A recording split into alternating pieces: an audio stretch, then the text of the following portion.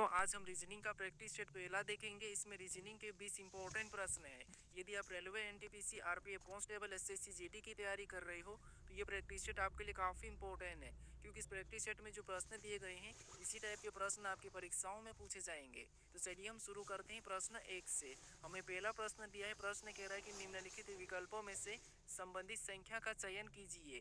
यानी यहाँ पर जिस प्रकार 13 का संबंध 16 से है, उसी प्रकार 27 का संबंध किससे होगा, ये हमें बताना है। ठीक है, ये हमारा नंबर एनोलॉजी का प्रश्न है। तो हमें सबसे पहले यहाँ पर ये पता करना है कि इस 13 से 16 कैसे लिखा है, उसी प्रकार हम यहाँ पर 27 का बताएंगे। ठीक है, तो यहाँ पर देखिए, अगर हम लॉजिक लगाते तो यहाँ पर 13 से 16 यानी सिंपल सा यहाँ पर कितना प्लस हो रहा है, तो यहाँ पर 3 प्लस हो रहा है। ठीक है, तो सेम तरीके से हम यहाँ पर क्या करेंगे, 27 में भी 3 प्लस कर लेंगे।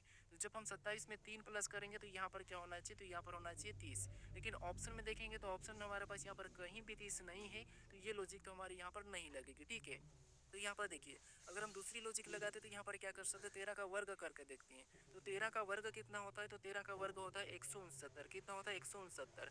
अब यहाँ पर छोटी संख्या 16 लिखिए। अगर हम इसके डिजिट को जोड़ देते हैं 169 वाले डिजिट को, तो यहाँ पर कितने हो जाएंगे, तो यहाँ पर हमारे पास हो जाएंगे 16, और यहाँ पर 16 दिया है। अब इसी तरीके से हम 27 का पता करते हैं। तो यहाँ पर क्या करेंगे, 27 का भी वर्ग करेंगे। अब 27 का वर्ग कितना होता है, तो 27 का वर्ग होता है 729। ठीक है, जैसे हमने यहाँ पर डिजिट को प्लस किया था, तो यहाँ पर भी हम डिजिट को प्लस कर लेते हैं। तो 2 7 9 9 18, यानी यहाँ पर कितना हो रहा है, तो यहाँ पर हो रहा है 18। तो 27 का संबंध किससे होना चाहिए, 18 से होना चाहिए। लेकिन 18 भी हमारे पास ऑप्शन में नहीं है। फिर यहाँ पर लॉजिक कौन सी लगी, देखिए आपके माइंड में फटाफट से लॉजिक आना चाहिए कि लॉजिक कौन कौन सी लगती है। ठीक है, तो यहाँ पर देखिए, अगर हम यहाँ पर अगर 13 के डिजिट को आपस में जोड़ देते हैं, ठीक है, तो कितने हो जाएंगे, 4 हो जाएंगे।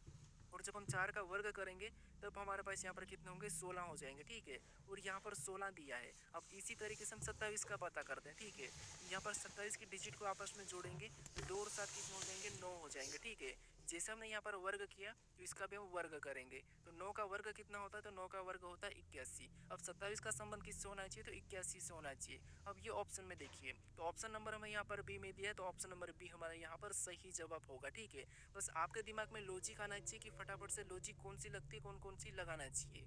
अब चलिए हम बढ़ते हैं प्रश्न 2 पे। अब दूसरे नंबर का प्रश्न दिया है। अब प्रश्न कह रहा है कि नीचे दी गई श्रृंखला श्रेणी में अगली संख्या ज्ञात करें। यानी हमें यहाँ पर एक श्रृंखला श्रेणी दी है, इसी में प्रश्नवाचक चिन्ह दिया है, यहाँ पर कौन सी संख्या होगी यह हमें बताना है। ठीक है, तो देखिए, जब भी हम श्रृंखला के प्रश्नों को सोल्व करते हैं तो सबसे पहले हम संख्या को ध्यान से देखते हैं कि संख्या कैसे लिखी है। क्या किसी का वर्ग लिखा है, या फिर किसी का घन लिखा है, या फिर सम संख्या लिखी है, विषम संख्या लिखी है, या फिर अभाज्य संख्या। ये 5 पॉइंट आपके दिमाग में आना चाहिए कि यहाँ पर ये लॉजिक लगती है। उसके बाद अगर आपको फिर भी कुछ नहीं दिखाई देता है तो फिर आपको क्या करना है, यहाँ पर अंतर देखना है। लास्ट वाला क्या अंतर देखना है, तो आपका प्रश्न आसानी से सोल्व हो जाएगा। अब देखिए, यहाँ पर हम अंतर देखते हैं। यहाँ पर 13 के बाद कितना लिखा है, तो 13 के बाद 17 लिखा है। ठीक है, कितना लिखा है, तो यहाँ पर 13 के बाद 17 लिखा है। यानी कितना प्लस करके लिखा है, तो यहाँ पर 4 प्लस करके। फिर आगे देखिए, 17 के बाद यहाँ पर कितना लिखा है, 25, यानी यहाँ पर 17 में कितना प्लस किया है, तो यहाँ पर 8 प्लस किया है। फिर हम आगे देखेंगे तो यहाँ 25 के बाद कितना, 32, यानी 25 में कितना प्लस किया है, यहाँ पर 25 में 7 प्लस करके लिखा है। फिर हम आगे देखेंगे तो यहाँ पर 32 के बाद कितना, 37, यानी 32 में कितना प्लस किया है, तो यहाँ पर 5 प्लस किया है। तो उसी तरीके से हम क्या करेंगे, अगली संख्या को बताएंगे। लेकिन यहाँ पर भी हमें लॉजिक का पता करना है। ठीक है, कैसे देखिए, यहाँ पर 4 कैसे प्लस हुआ, 8 कैसे प्लस हुआ, 7 और 5 ये कैसे प्लस हुआ, ये देखना है। तो यहाँ पर देखिए, 4 के बाद तो 8 प्लस मतलब 4 का 2 गुना। ठीक है, यहाँ तक तो ठीक है। फिर 8 का भी 2 गुना प्लस होना चाहिए, क्योंकि पैटर्न सही होना चाहिए। लेकिन यहाँ पर तो 7 प्लस हो रहा, माइनस हो गई। तो यहाँ पर क्या कर सकते, थोड़ा सा यहाँ पर भी लॉजिक को देखिए, क्योंकि आपको लॉजिक याद होना चाहिए।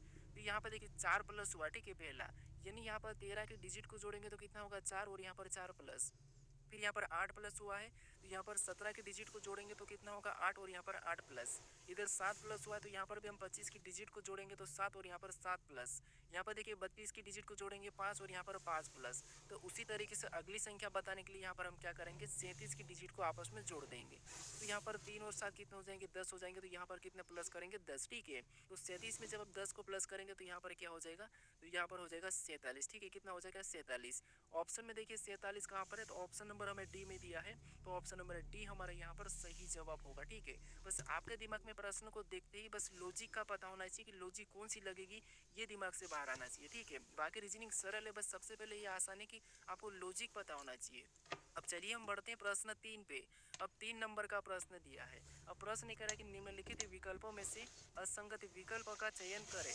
यानी हमें यहाँ पर 4 विकल्प दिया है, इनमें संख्या दी है, ठीक है। इनमें से 3 किसी न किसी तरह की समान है लेकिन एक अलग है, उसका हमें चयन करना है। अब यहाँ पर भी आपको पता होना चाहिए कि कौन सा प्रश्न है, ये हमारा असंगत वाला है, ठीक है। तो जब भी हम असंगत या विषम बताते हैं और संख्या दी जाती है तो वहाँ पर हम कौन सी लॉजिक देखते हैं, हम देखते हैं कि संख्या बड़ी है कि छोटी, या फिर किसी का वर्ग है या फिर घन है, या फिर विषम या सम है या अभाज्य, ये संख्या हम देखते हैं, ठीक है। ये आपको पता होना चाहिए ताकि आपका प्रश्न जल्दी से सोल्व हो जाए। अब देखिए यहाँ पर अगर हम देखेंगे संख्या को तो यहाँ पर देखिए क्या दिया है, 841, 441, 625, 729, यानी कि छोटी छोटी संख्या है, ज़्यादा बड़ी नहीं है। ये किसी न किसी का वर्ग दिखाई दे रहा है। जैसे 841 को देखेंगे तो ये किसका वर्ग है, ये हमारा 29 का वर्ग है, ठीक है। फिर यहाँ पर 441 को देखेंगे तो ये किसका वर्ग है, तो ये हमारा 21 का वर्ग है। फिर हम 625 को देखेंगे तो ये आपको पता होगा ये किसका वर्ग है, ये 25 का वर्ग है। फिर यहाँ पर 729 को देखेंगे तो ये किसका वर्ग है, तो ये आपको पता है 27 का वर्ग है। अब यहाँ पर देखेंगे तो सारे के सारे क्या है, इनके वर्ग है। तो यहाँ पर हमें अलग कैसे बताना, तो वो भी तरीके आपको पता होना चाहिए कैसे बताना। देखिए जैसे अब हम देखेंगे कि यहाँ पर किस किस संख्या का वर्ग है, तो आप देखोगे 29, 21, 25, 27, यानी यहाँ पर हमें 21, 25, 27 ये 3 संख्या दिखाई दे रही है। ये संख्या तो हमारी कौन सी, ये हमारी विषम संख्या, ठीक है। कौन सी, विषम संख्या। वैसे तो सारी विषम संख्या है लेकिन हमें जो जो 29 दिखाई दे रही है कौन सी संख्या, तो विषम भी और अभाज्य भी है। कौन सी है, अभाज्य भी है, ठीक है। कौन सी है, अभाज्य भी। तो इसीलिए ये हमारे क्या होगी, असंगत होगी, ठीक है। तो ऑप्शन नंबर हमारा यहाँ पर ए वाला सही जवाब होगा। क्योंकि आपको लॉजिक पता ही नहीं रहता, क्या करते आप यहाँ पर प्रश्न को सोल्व करने में टाइम लगाते हो, ठीक है। अब चलिए हम बढ़ते हैं प्रश्न 4 पे। अब 4 नंबर का प्रश्न दिया है। अब प्रश्न कह रहा है कि उस वेन आर्य का चयन करें जो निम्नलिखित वर्गों को दर्शाता है। यानी हमें यहाँ पर लड़के दिया है, लड़कियों दिया और बच्चे दिया है। इनके वेन डायग्राम कैसे बनेंगे, ये प्रश्न पूछा है। अब आपके दिमाग में आना चाहिए कि वेन डायग्राम का प्रश्न है, हमें 3 शब्द दिए, हमें क्या करना है, इनका वेन आरेख बनाना है। तो यहाँ पर क्या कहते हैं, कैसे सोल्व करते हैं आपको पता होगा। देखिए हम क्या करते हैं, सबसे पहले हम देखते हैं कि जो शब्द जो वर्ग दिए उनको ध्यान से देखते हैं कि उनका आपस में कोई संबंध है या नहीं है। तो यहाँ पर देखिए हमें, देखिए आपको पता है कि लड़के क्या होते हैं, लड़कियों क्या होते हैं, बच्चे क्या होते हैं, ये तीनों के बारे में आपको पता है। लेकिन फिर भी आप क्या करते हैं, प्रश्न को सोल्व करने में गलती कर देते हैं। तो उसके लिए मैं आपको बताया था कि आपको क्या करना है, एक एक शब्द का डायग्राम बनाना है। जैसे यहाँ पर क्या करेंगे, सबसे पहले लड़के का डायग्राम बना लेंगे। तो ये हमने क्या किया, लड़के का डायग्राम बना लिया। उसके बाद फिर हम यहाँ पर क्या करेंगे, दूसरे शब्द का बनाएंगे, ठीक है। जो कि हमें यहाँ पे लड़कियों, अब लड़कियों का डायग्राम बनाने से पहले हमें ये देखना है कि हमने पहले लड़के का डायग्राम बनाया कि लड़के और लड़कियों का आपस में कोई संबंध है या नहीं है। तो देखिए दोनों एक मानव है लेकिन ये अलग अलग है, तो हम इसको क्या करेंगे, अलग अलग बना लेंगे, ठीक है। अब देखिए उसके बाद हम क्या करेंगे, तीसरे शब्द का बनाएंगे जो कि हमें यहाँ पर दिया है बच्चे। और बच्चे का डायग्राम बनाने से पहले हम ये देखेंगे, जो पहले हमें लड़के और लड़कियों का डायग्राम बना लिया है, क्या उनका बच्चे से कोई संबंध है या नहीं है। तो आप कहोगे यहाँ पर जो लड़के और लड़कियां हैं दोनों की दोनों ये बच्चे के अंतर्गत आते हैं, तो इसीलिए बच्चों का डायग्राम इनके बाहर से बनेगा, यानी कि इनको अंदर ले लेगा, ठीक है। 10 मिनट डिलीवरी एप्स पे लोएस्ट प्राइसेस मिल सकते हैं। जेप्टो के सुपर सेवर पे मिलते हैं सबसे लोएस्ट लेगा, ठीक है। तो डायग्राम कैसा बनेगा, तो डायग्राम हमारा कुछ इस टाइप से बनेगा। तो ऑप्शन में देखिए, तो ऑप्शन नंबर हमें यहाँ पर सी में दिया है, तो ऑप्शन नंबर सी हमारा यहाँ पर सही जवाब होगा, ठीक है। अगर आप एक एक शब्द का डायग्राम बनाओगे तो आपका प्रश्न कुछ ही सेकंड में सोल्व हो जाएगा और बिल्कुल 100% सही होगा, ठीक है।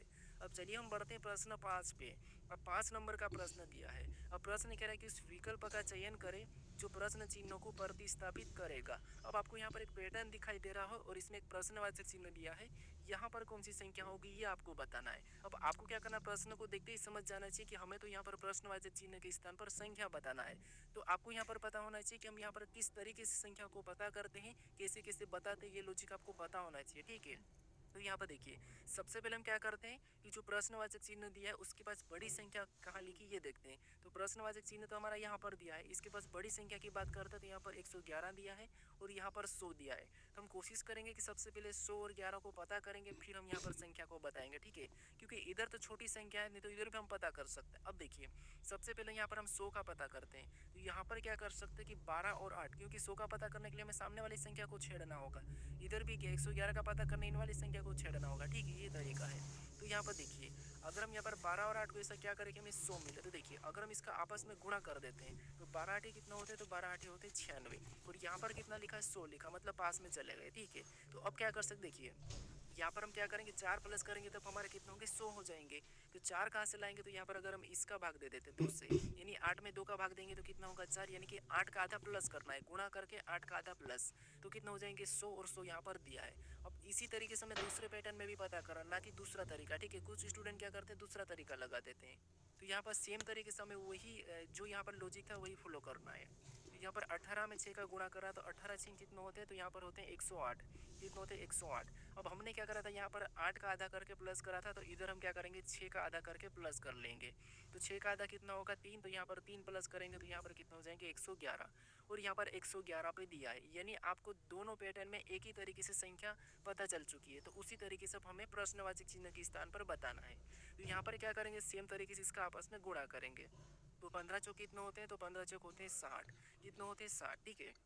फिर क्या करेंगे यहाँ पर इसका आधा प्लस कर देंगे, तो 4 का आधा कितना होता है 2, तो इसको प्लस 2 प्लस कर देंगे 60 में, तो कितने हो जाएंगे 62 हो जाएंगे, ठीक है। कितने 62, तो यहाँ पर जो प्रश्नवाचक चिन्ह है यहाँ पर क्या होगा, तो यहाँ पर होगा 62। ऑप्शन में देखिए 62 कहाँ पर है, तो ऑप्शन नंबर हमें डी में दिया है, तो ऑप्शन नंबर डी हमारा यहाँ पर सही जवाब होगा, ठीक है। अब चलिए हम बढ़ते